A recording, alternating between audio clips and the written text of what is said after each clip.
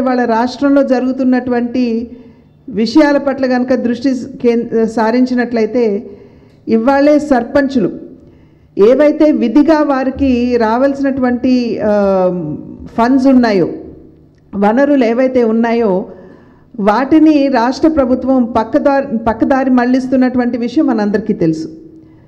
ఏదైతే గ్రామీణాభివృద్ధికి భారతీయ జనతా పార్టీ పెద్దపీట వేస్తూ డైరెక్ట్గా పంచాయతీలకి నిధులు వెళ్ళాలి అని చెప్పి భావించిందో, ఇవాళ రాష్ట్ర ప్రభుత్వం పిఎంఎఫ్ఎస్ అనేటువంటి అకౌంట్ ఓపెన్ చేసి డైరెక్ట్గా సర్పంచులకి మీరు ఆ ఫండ్స్ని పంపించండి అని చెప్పినా కూడా సిఎంఎఫ్ఎస్ అనేటువంటి అకౌంట్లో వేసుకుని అక్కడి నుండి పక్కదావ మళ్లిస్తున్నటువంటి విషయం మనందరికీ తెలుసు. భారతీయ జనతా పార్టీ వెంటనే ఈ విషయం మీద స్పందించింది. పెద్ద ఎత్తున రాష్ట్ర వ్యాప్తంగా కూడా ఆందోళన చేయడం జరిగింది. ప్రతి జిల్లాలో ఆందోళన చేసినటువంటి నేపథ్యంలో సాధారణంగా సర్పంచులు పార్టీ చిహ్నాల మీద వారు పోటీ చేయరు, కానీ ఎన్నుకోబడిన తర్వాత ఏదో ఒక పార్టీకి వారి సపోర్ట్ని తెలియజేయడం అనేది జరుగుతూ వస్తున్నటువంటి విషయం. కనుక ఆ సందర్భంలో అటు తెలుగుదేశం కావచ్చు, ఇటు వైఎస్ఆర్సీపీ కావచ్చు, ఈ రెండు పార్టీలు కూడా మద్దతు తెలిపేటువంటి సర్పంచ్లు ఎవరైతే ఉన్నారో ప్రతి ఒక్కరూ కూడా మేము చేసినటువంటి ఆందోళనలో వారు కూడా భాగస్వాములయ్యారు. వారితో పాటుగా జనసేన ఏదైతే మా మిత్రపక్షంగా ఉన్నారో వారు కూడా వచ్చి మా ఆందోళనలో పాల్పంచుకోవటం జరిగింది. పెద్ద ఎత్తున ఈ ఆందోళన చేయటం జరిగింది. అదే నేపథ్యంలో మేము కేంద్ర మంత్రి గారి దృష్టికి కూడా, గిరిరాజ్ సింగ్ గారి దృష్టికి కూడా ఇక్కడ ఉన్నటువంటి విషయాలు మేము తీసుకువెళ్ళి చెప్పడం జరిగింది.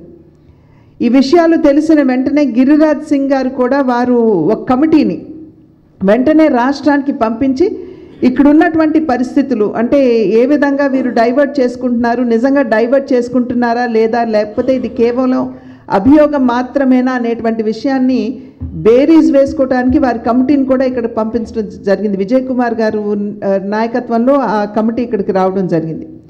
వారు రాష్ట్ర వ్యాప్తంగా పర్యటించి నిజమే ఇక్కడ ఏదైతే వనరులు కేంద్ర ప్రభుత్వం గ్రామీణాభివృద్ధిని ఆకాంక్షిస్తూ పంపిస్తున్నారు, అది మాత్రమే కాకుండా ఉపాధి హామీ పథకం కింద కూడా వచ్చేటువంటి నిధులు పెద్ద ఎత్తున ఆన్ అండ్ యావరేజ్ సాలీనా చూసుకున్నట్లయితే మనకి దగ్గర 9,000 కోట్ల రూపాయలు ప్రతి సంవత్సరం కూడా రాష్ట్ర ప్రభుత్వానికి వస్తుంది. ఇవాళ రైతు భరోసా కేంద్రాలు కావచ్చు, లేకపోతే గ్రామీణ ప్రాంతంలో ఉన్నటువంటి గ్రామీణ సెక్రటేరియట్లు కావచ్చు, వాటి నిర్మాణం కూడా ఈ ఉపాధి హామీ పథకం కింద వచ్చేటువంటి నిధులతోటే ఇక్కడ రాష్ట్ర ప్రభుత్వం చేస్తుంది. ఆ నేపథ్యంలో వారు ఆ ఉపాధి హామీ పథకం కింద వచ్చేటువంటి నిధుల్ని సైతం పక్కదావ మళ్లిస్తున్నారు అని చెప్పి ఆ కమిటీ నిర్ధారించడం జరిగింది. కనుకనే కేంద్ర ప్రభుత్వంలో అంటే గిరిరాజ్ సింగ్ గారు వెంటనే వారు ఒక నిర్ణయం తీసుకున్నారు. మీరు డైరెక్ట్గా గ్రామాలకి పంపిస్తేనే మేము నిధులు విడుదల చేసేటువంటి అవకాశం ఉంటుంది అని చెప్పి వారు చెప్పడం జరిగింది. అయితే సుదీర్ఘకాలం పాటు మనం ఆ నిధుల్ని ఆపలేం, ఎందుకంటే అక్కడ గ్రామాల్లో కూడా అభివృద్ధి అనేది కుంటుపడిపోతున్నటువంటి నేపథ్యం. ఈ మధ్యనే మనం అందరం కూడా చూస్తాం 958 కోట్ల రూపాయలని ఇవాళ ఈ పంచాయతీలకి కేంద్ర ప్రభుత్వం విడుదల చేస్తుంది అని చెప్పి మనం అందరం కూడా మీడియాలో కూడా చూసినటువంటి విషయం. కానీ ఇవాళ అసలు రాష్ట్ర ప్రభుత్వంలో ఈ సర్పంచ్లు ఎవరైతే ఉన్నారో పాపం వారు ఎన్నికలకి వెళ్తున్నటువంటి సందర్భంలో ఆ గ్రామాల్లో ఉన్నటువంటి ప్రజలకి అనేక వాగ్దానాలు చేస్తారు. రోడ్డు చేస్తామని, డ్రైనేజీలు చేస్తామని, మంచినీరు ఇస్తామని. కానీ రాష్ట్ర ప్రభుత్వం డబ్బులు ఇవ్వలేదు, ఎప్పటికైనా బిల్లు ఇవ్వకపోతుందా అనేటువంటి ఆలోచనతోటి వారు బయట నుండి అప్పు తీసుకుని వచ్చి ఏదైతే వాగ్దానాలు చేశారో వాటన్నిటినీ కూడా అక్కడ సర్పంచ్ నిర్వర్తించడం జరిగింది.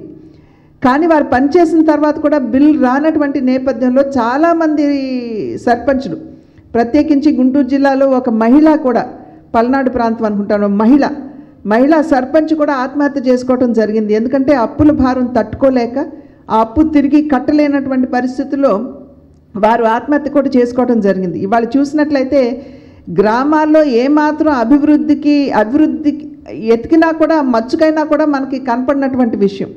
రోడ్ల పరిస్థితి ఎలాగుందో మనందరికీ తెలుసు, త్రాగునీటి వసతి సరిగ్గా లేదు.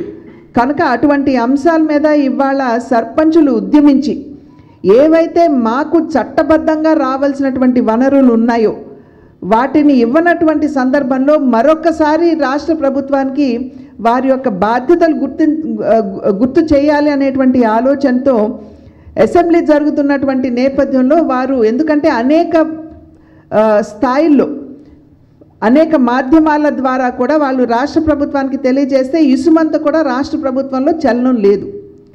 ఆ లేనటువంటి సందర్భంలో వారు ఇవాళ అసెంబ్లీ ముట్టడి అని చెప్పే కార్యక్రమాన్ని తీసుకుని ఇవాళ సర్పంచ్లందరూ కూడా అసెంబ్లీకి వెళ్ళారు.